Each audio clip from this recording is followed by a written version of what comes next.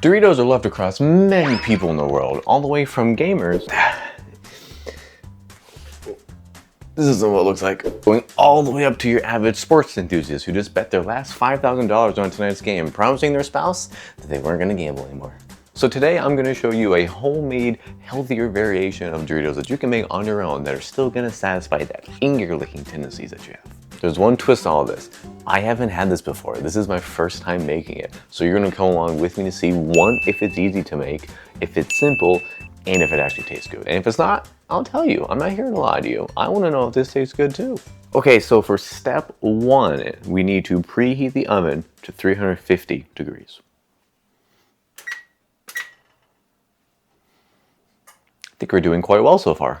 Step two is to now cut up what we are going to use to make the Doritos into smaller triangles. And the ingredients that we are going to use are tortillas. Now I have two different kinds here. I have a flour kind and a whole wheat kind. I'm gonna use both to see which one kind of tastes better.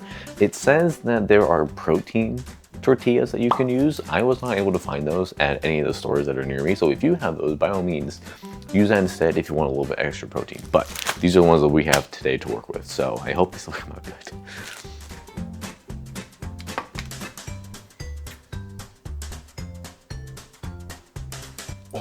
Before any of you ask, yes, these scissors are clean.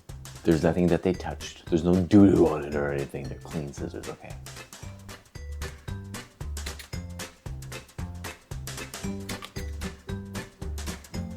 And there we have our base for the Doritos.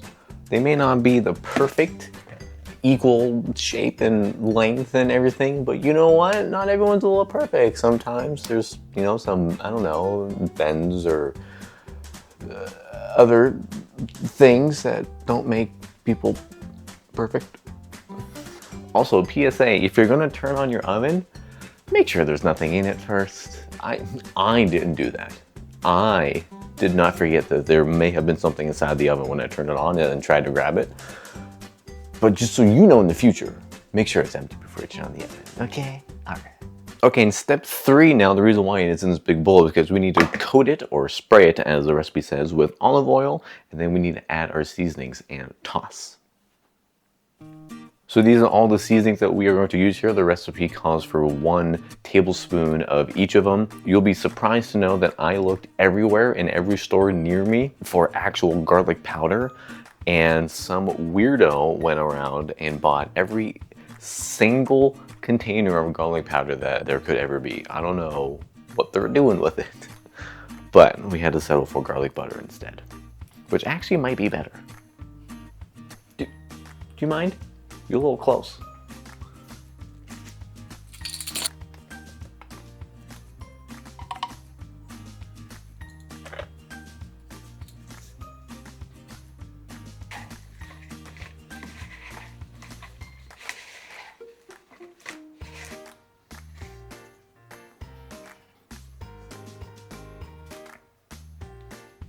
Okay, so the combination of my inconsistent cutting and the fact that I just have a small baking sheet, actually I think it's pretty average size when you actually look at it. I wasn't able to fit all of them on there. There's 10 on there total.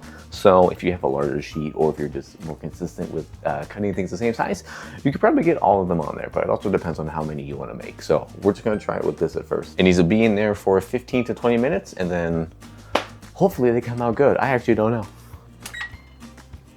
We'll start with 15 minutes first and just see what happens. Since we have so many leftovers that weren't able to make it in there, I might as well, you know, try it and see what it's like. See if you can give us an inkling on what the future is going to be like, right?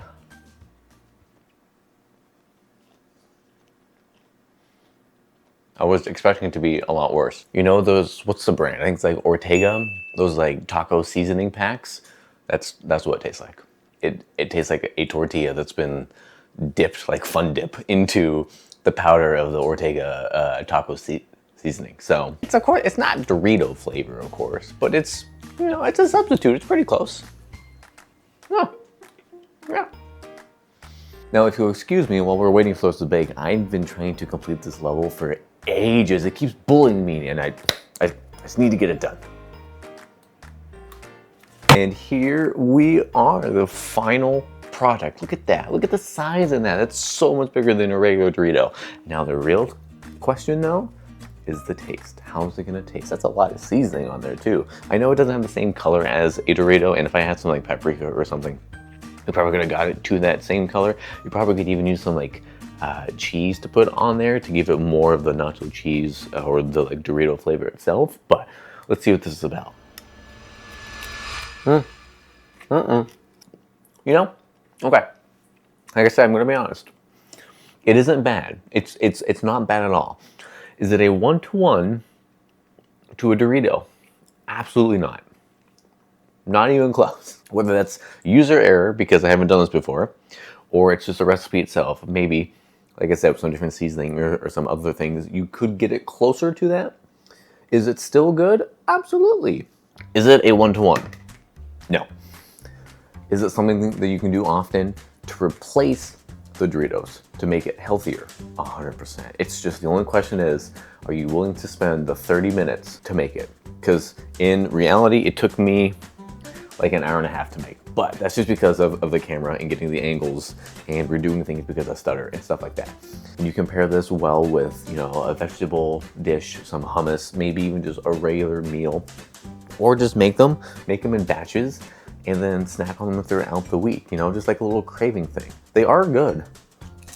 Even though it's not 100% like a Dorito, I think that it was still a success. And I thank you for coming along, sitting here in my kitchen with me. It's a little lackluster, I know. Maybe give it a go, try it out yourself. Tell me what you think. Oh, actually, I forgot, I'm sorry. We did 2 different kinds of tortillas. That was the whole wheat one. Let me try the flour one. That one has a lot of seasoning on it. Who didn't toss that very well? Oh yeah. You wanna know something sad? I can't tell the difference between the flour tortilla and the whole wheat one. I couldn't tell you the difference between them. The seasoning is so overly powerful that I can't taste or feel any difference between them whatsoever. So I think the whole wheat one has a little bit more fiber to it. Let me see. Yes, it has 1 more gram of fiber to it compared to the flour one. So whichever one you decide is not gonna make a difference whatsoever. So that's up to you. Once again, I hope you enjoyed it. Thank you very much for coming by and hanging out with me on this little adventure that we had there. If you want to see any more food inquiries or recipes or things for me to try, or that you want to see me make and see if it's actually good, because I'll be honest with you, I'll tell you, I'm not here to lie to you. Why would I do that?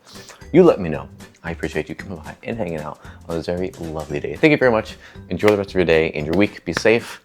Hope to see you again, and toodles.